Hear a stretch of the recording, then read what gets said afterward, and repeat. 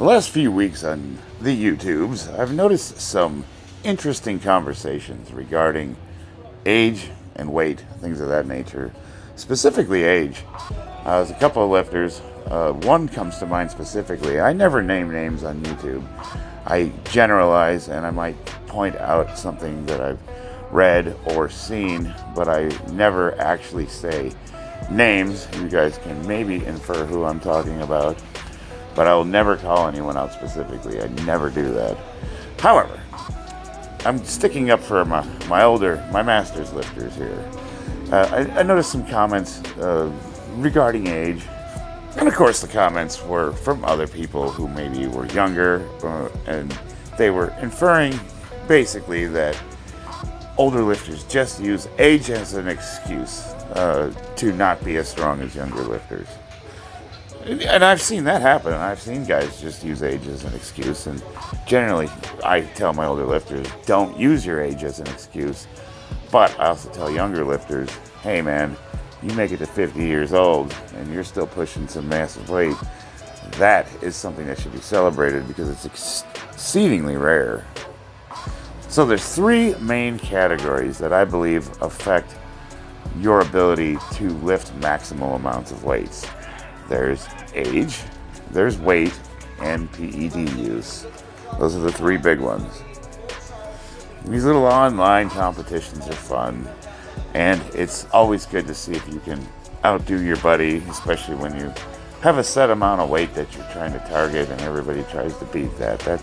That's all good. But I'm here to tell you, there's a mountain of easily researchable, peer-reviewed, published medical studies that show that as your weight goes up, the amount of weight you're able to push or pull goes up with it.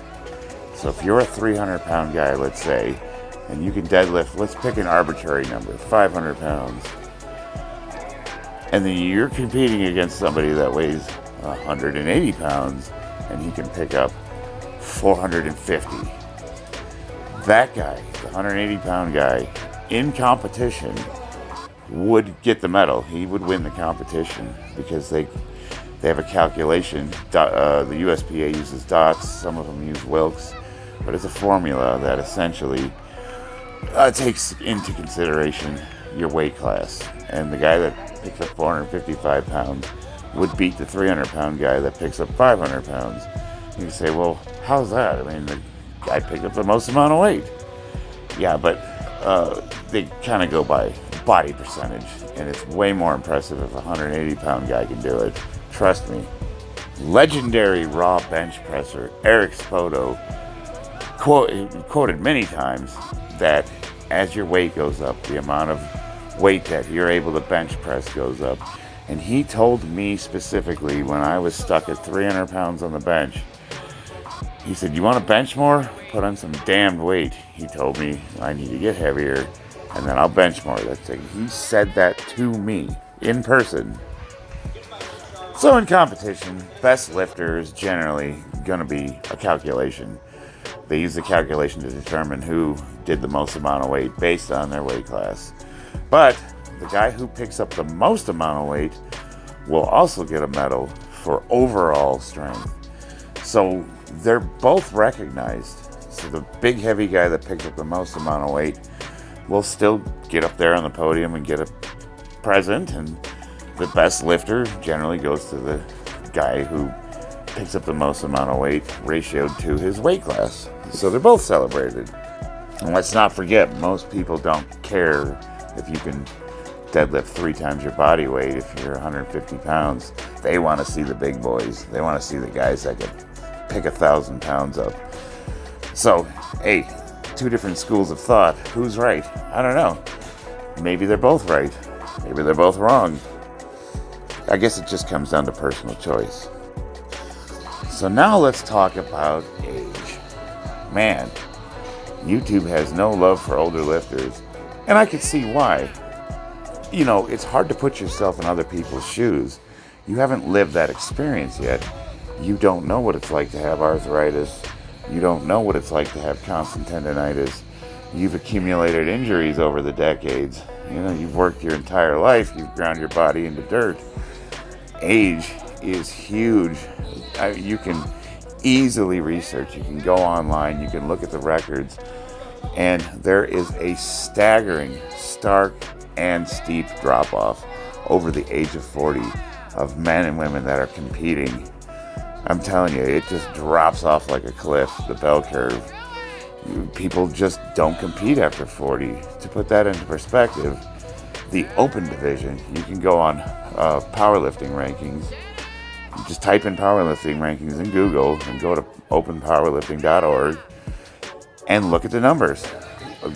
Pick a weight class in the open division and see how many people are competing.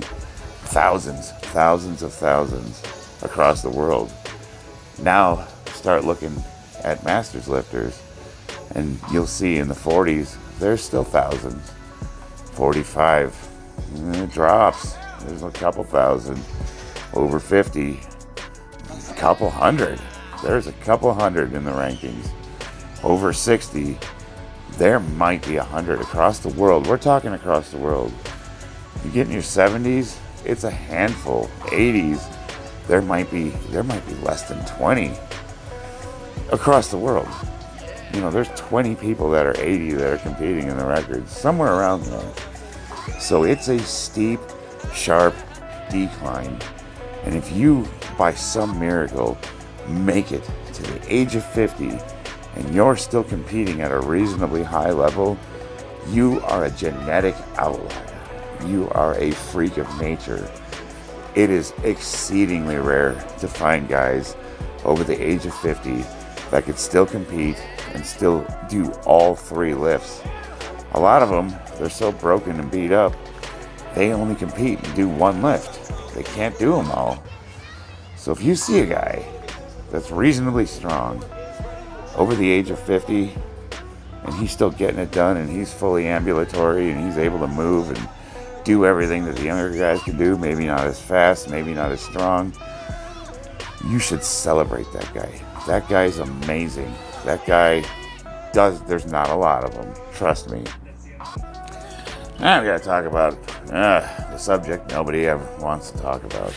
PED use. How much of a deal does that make?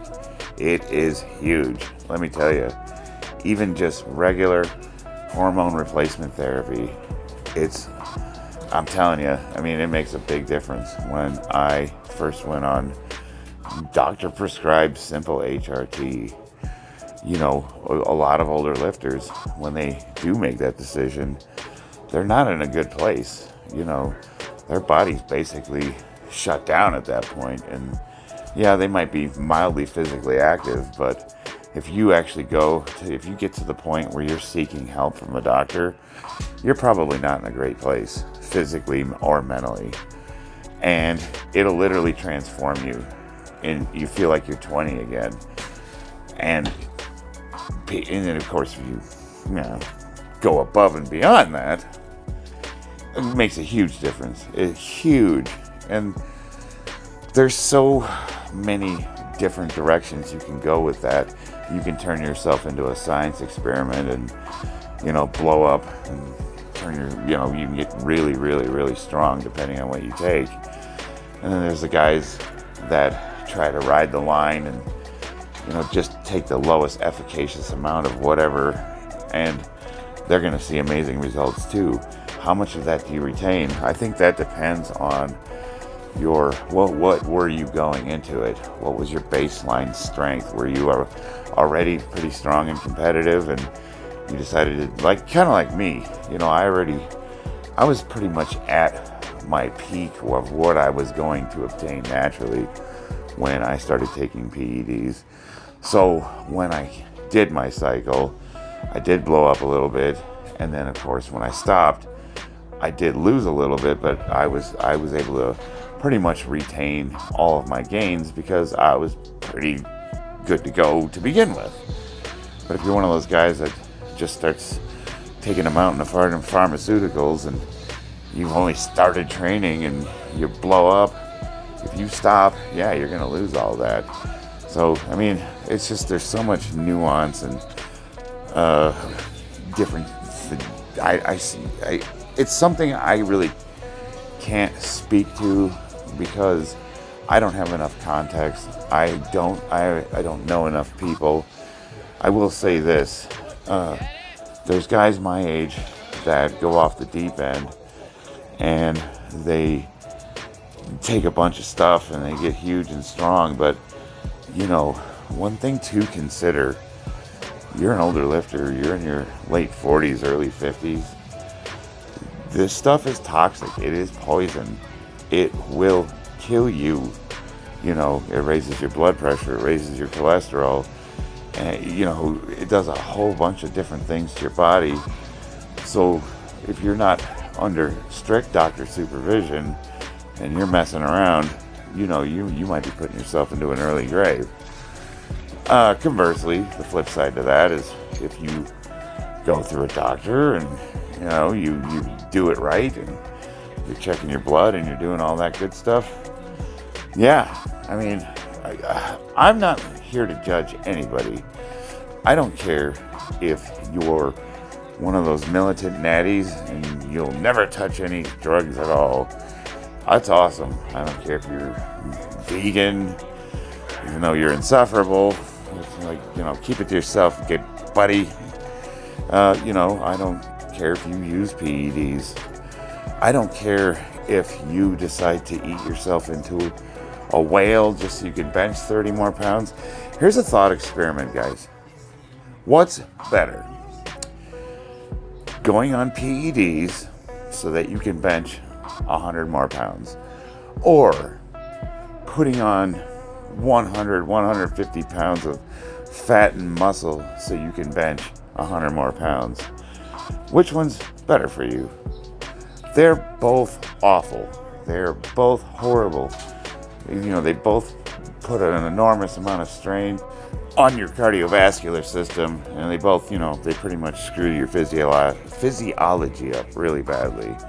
And as we get older, you older guys that are ballooning up, that is really, really difficult to take off again. Younger guys, it's not, I ballooned up to 230 and I was able to peel that off without too much of a problem. But now at my age, if I put 5 pounds of fat on, it's a lot of work to get that off. Trust me. That's why I maintain my weight class.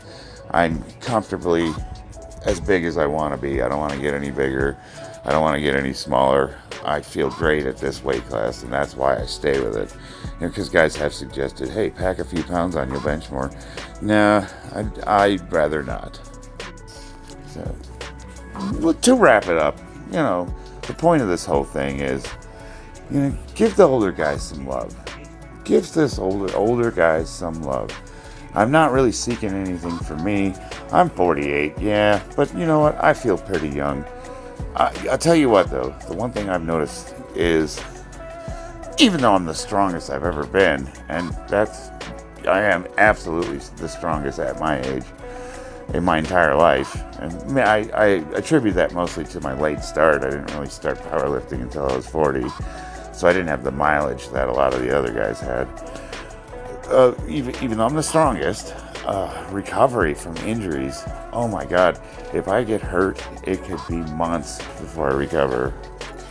And I'm on HRT right now, and I've done, obviously, I've done a couple cycles, and so with all that, it's still, if I get hurt, I could be out permanently, really.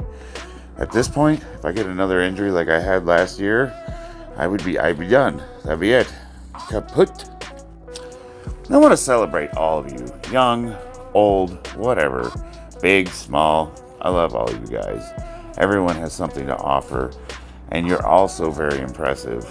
But you know what? Give the older guys some love, because what they're doing, they're a miracle. They are an absolute miracle, because they're showing what older people, guys that have mostly settled and given up on life, and the ones on YouTube that are still lifting at a high level, they are a shining light. They're a beacon of hope. And, you should give those guys some credit, because they're still getting it done. And that is, believe it or not, exceedingly rare. And anyway, that's my thoughts on it. I just kind of thought I'd put that out there because, I'm not looking for any credit. Guys will tell me, well, you're just using your age as an excuse. But you know what? I have a 1580 total on record. So if you're not lifting more than me, then my age is completely irrelevant. So, just saying. This one kid at the gym says, I want to be just like you when I get to your age. And I looked at him and I said, son, you ain't like me now. No, man, it's all nothing but love, guys. All right.